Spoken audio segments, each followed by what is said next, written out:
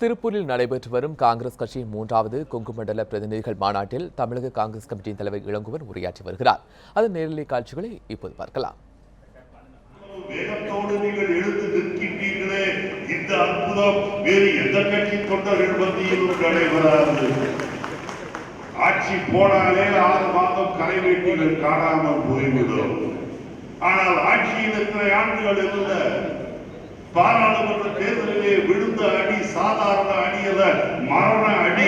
அதையும் மீறி இன்றைக்கு இருக்கின்றோம் நாளைக்கு என்று ஆண்மையோடு இங்கே கருத்திலே நான் காங்கிரசின் உறுப்பினர் என்ற பெருமையோடு அமர்ந்திருக்கின்றீர்களே, உங்களுக்கு நான் என்ன செய்ய போகின்றேன்?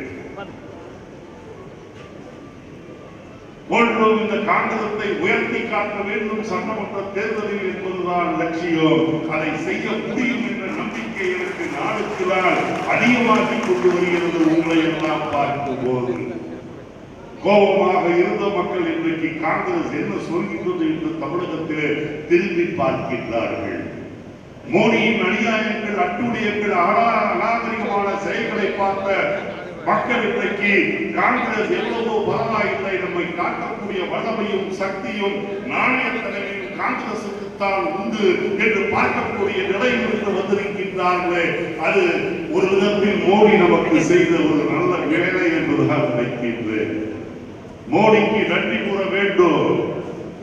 காங்கிரசின் மீது மக்களுக்கு இருந்த வெறுப்பு போனதோடு மட்டுமல்ல, காங்கிரஸ் தான் நம்மை காக்கவல்ல ஒரு அருமையான இயக்கம் என்பதை மக்கள் உணர்வதற்கு காங்கிரஸ் பிரச்சாரம் ஒரு காரணம் என்று சொன்னார். அதை விட மிகப்பெரிய பலம் மோடியினுடைய அநியாய திட்டங்களும் செயல்பாடுகளும் தான். இன்றைக்கு நீங்கள் இருக்கின்றீர்கள், கொஞ்சம் அமைதியாக இருக்க வேண்டும் என்று கேட்டுக்கொள்கின்றேன்.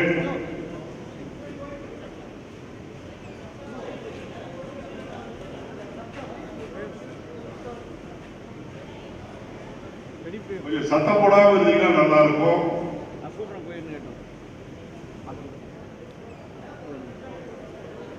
இன்றைக்கு நீங்கள் நாட்டு மக்கள் என்ன நினைக்கின்றார்கள் என்று சொன்னால், இந்த நாட்டின் ஒருமைப்பாட்டுக்கு வேட்டு வைத்து விடுவார்களோ மோடி என்ற பயம் இன்றைக்கு இருக்கின்றது.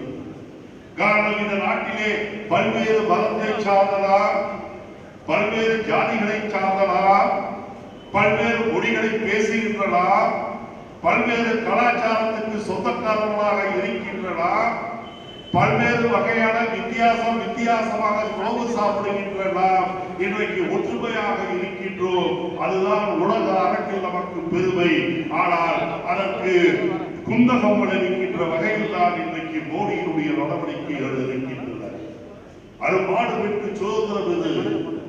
காங்கிரஸ் தலைவர்கள் பல பேர் தங்கள் இந்த வீரரை தியாகம் செய்து சொத்து சுகங்களை குடும்பங்களை இழந்து போராடி சிறைக்கு சென்று ஆண்டு கணக்கில் சிறையில் வாங்கி தந்த சுதந்திரத்தை பறிக்க நினைக்கின்றார்கள். இன்றைக்கு டெல்லியிலே ஆண்டு கொண்டிருக்கின்ற மோடியை போன்ற பித்தலாட்டக்காரர்கள்